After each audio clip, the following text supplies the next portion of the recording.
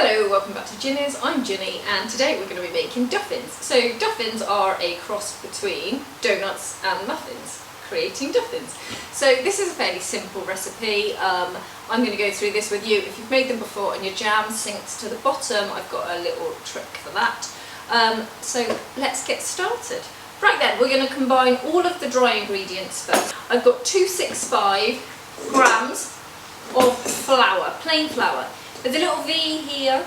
As usual, all of my ingredients are in there where you can screenshot and do whatever you like. So hit the V, the whole thing will come down. Right, so we're going to put in the flour with half a teaspoon of baking powder, half a teaspoon of bicarb, and I've got 1/8 of a teaspoon of cinnamon, just for that little kick to come through. But if you don't like it, you can leave it out. I've also got 120 grams of caster sugar and 70 grams of light brown sugar, just to give it that extra little flavour. So what we're going to do now is we are just going to stir these up, just to make sure that everything is completely combined. You don't need to use the mixer for this. Doing it by hand is absolutely fine. As soon as it's all mixed up, we can add in our wet ingredients. There we go, all done. Brilliant. Right, so now the wet. So I have got here, now I'm just going to put the butter into the buttermilk. I'll explain why in just a second. So I've got 2 eggs and large eggs and 1 teaspoon of vanilla. And then, as I just said, I've also got 170 grams of unsalted melted butter and also 145 grams of buttermilk. Now I make my own buttermilk because if I buy a carton the rest just goes in the bin and I don't like wasting. So to make that it was 145 grams of milk, and to that I added half a tablespoon of lemon juice, or you can add vinegar. Leave it on the side for 10 minutes. Once it looks all curdled and disgusting, it's done. Now, I just added my butter to that. The reason being, if there was any temperature in the melted butter at all, you don't want it to cook your eggs in any way. So I've put it in with the buttermilk because that's cold and it's going to bring it all to a good temperature. So, in it goes. Now I'm just going to give this a little stir myself, just to incorporate the flour, so when I put it on, there we go, mine just looks, there you go, mushy. I'm not going to get splashed in the face. Face. Okay, so low as always. And this is only going to be on for around about 30 to 40 seconds, no longer than that. Just enough for me to bring all my bits in here. Okay, that's done. So now we're just going to pour in. So we don't have to worry about only going halfway because we're filling these in entirety here. So I'm going to fill mine to, like, as if you would a cupcake. So 3/4 full in every single one. So my oven there is preheated to 170 degrees, fan assisted, which is 180, no it's not, it's 190 degrees on a conventional. So these are going to go into my preheated oven for anything between 16 to 20 minutes. Now, if you don't have a temperature gauge for the inside of your oven, I massively recommend it. Every oven is completely different, and it's so, I never go by the outer gauge anymore. I always just go by what is on the inside, and it helps so much. If you get one, they're on Amazon for about £10. If you get one and have a look, you'd be surprised the difference in what your oven is. So, right, we are all filled. Maybe a mess. These are, like I said, I'm going to put these in now and I will come back to you as soon as they're done. And I'll tell you how long mine took. I think mine are going to take about 16-17 minutes, but we'll have a look. And I'll tell you in a minute. See you in a minute. Right, they're out of the oven. So here they are. Ow, that's hot. Here's my tea towel. There you go. So these are the naked ones and these are the ones in the cases. So they took 16 minutes, as I thought they would do. So now we are going to fill them. So you need a tea towel or something. I'm going to show you how I made this in a minute because I want to do this while it's warm. So I'm going to push this, take this out, and push this through and down, and then just up and down to fill and lift, and you'll get a little bit like that, and we'll put that on the side.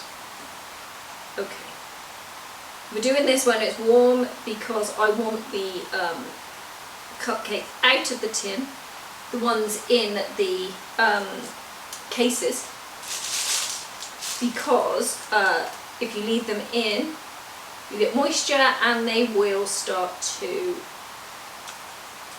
peel. Losing my words because I'm trying to concentrate on what I'm doing. So it is one of these, like what you'd use for a what do you use them for? I'm concentrating so much, I can't speak. Right, stop a minute. So you'd use these for eclairs or for choux pastry, for any like profiterolles. So it just allows you just to feel the insides of things. Now this is going to stay in the middle. Now don't worry about this bit of jam that's all across the top, because we are going to coat these in sugar, and you can just use a little bit of paper and those bits will come off. So if you don't have one of these, you're going to have to do it. Oh, I've forgotten that one. I'll do that one in a second. Right, we're going to have to do these in a different way. So I have got some Biscoff in here. Now I put my Biscoff in the microwave. If it's too hard, pop it in the microwave for a minute. If it's not too hard, then don't worry about it. Just put it in. So what you're really looking is you want to make sure that it is, look, that it's pipeable, okay? Now I'm using a number 7 Wilton on this one. You will need to use a round nozzle. I've also got a lolly stick. Now obviously this tool I just used is the most preferable thing, but if you don't have it, we'll have to do something else. So I've just got a lolly stick. I'm going to put the lolly stick straight through the middle, and with the bottom bit I'm just wiggling it around a little bit. Okay, that is going to create a hole in the inside. So we'll do that on all of these. Lovely. And then we're going to take our nozzle, put it in the hole and push up and down motion. And there we go, popping out the top. So again, in we go. Push, push, up and down motion, fill, fill, keep filling until you see it come back on up. And then you know that cavity space that you've created is full. So I'm going to finish all these off, get a little bit of paper, just to, so if, for example, if I use the tea towel here, it's clean. Just, here we go, wipe the top bits off. And then when we put the sugar on, you aren't going to notice it. So I'll finish these off, we're going to wait for them to all cool, and I will be back to you. Right, they're chilling over in the back. I was going to show you how I did the jam. So I did it all quite quickly, sorry. Right, so with the jam, I've just got my regular strawberry jam. And I'm only using a little bit now because I'm just showing you. So put a little bit in a sieve and have a tub underneath, and then just push through and keep pushing. So push, use the back end just to push it all through. This way you'll catch the seeds back as well, which sometimes people don't like the seeds. And there we go, all the way, there, nothing left there. And then take the spoon and just pull it all off. And there we are. This is going to go through the nozzles with ease, and that's what you want. You don't want any bits in it. So there is your perfect strawberry jam, smooth, which then you just pop into a piping nozzle straight in, and that'll work. So that's how you do the strawberry. Right, so now we are going to do the tops of these. So I'm going to bring jam ones in, and also the Biscoff ones. So I've got some melted butter here. I've got 50 grams of melted, unsalted butter. So you just brush the tops of each of these with the butter. And this is going to give you a platform for the sugar to stick to. You don't want to put the sugar on when it's really hot, because the butter's not going to work. So now I've got some sugar here, and I'm just going to sprinkle some across the top. As much as you think is the best. Now it is going to, initially, it's going to look as if it's completely and utterly like dissolving. That's not a problem. We're just going to leave that there. It needs a base. Okay, let's do these ones.